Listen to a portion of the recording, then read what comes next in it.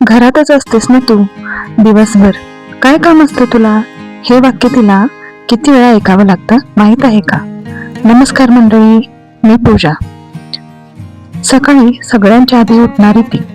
चहा, नाश्ता, डब्बे, मुलांची तयारी, नवऱ्याची घाई, घर आवरणं, कपडे धुणं, भाजीपाला, बिलं, पाहुणचार आणि या सगळ्यात स्वतःसाठी एक मिनिटही नाही.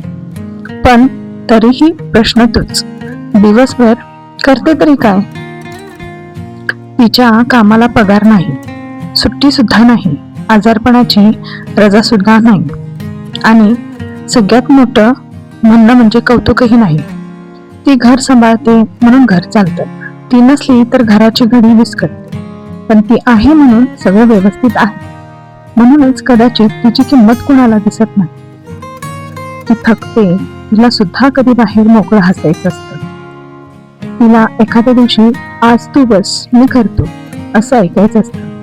गृहिणी म्हणजे फक्त घरात राहणारी स्त्री नाही, ती घराची व्यवस्थापक असते, ती मुलांची पहिली शिक्षिका सुद्धा असते, ती नवऱ्याची आधारवड असते, ती सगळ्यांच्या आनंदामागची शांत शक्ती असते. पण एक गोष्ट विचार करा, जर ती एका दिवसासाठी काम बंद केलं तर घर चालेल का तसंच? मग मी काहीच करत नाही असं कसं म्हणू शकतो आपण?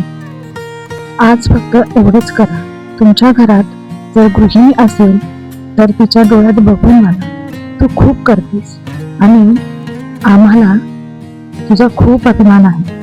कदाचित तिच्या डोळ्यात पाणी येईल आणि त्या पाण्यात आनंद असेल, कारण तिच्यासाठी सर्वात मोठा पगार म्हणजे तिच्या कष्टांची कदर आहे.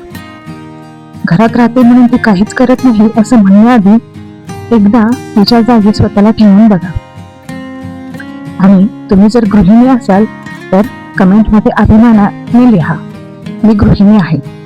तर हा व्हिडिओ तुम्हाला कसा वाटला, हा विचार तुम्हाला कसा वाटला हे मला कमेंटमध्ये लिहून नक्की कळवा. व्हिडिओ आवडला असेल तर आपल्या व्हिडिओला लाईक शेअर नक्की करा आणि आपल्या चॅनलला सुद्धा सबस्क्राईब जरूर करा.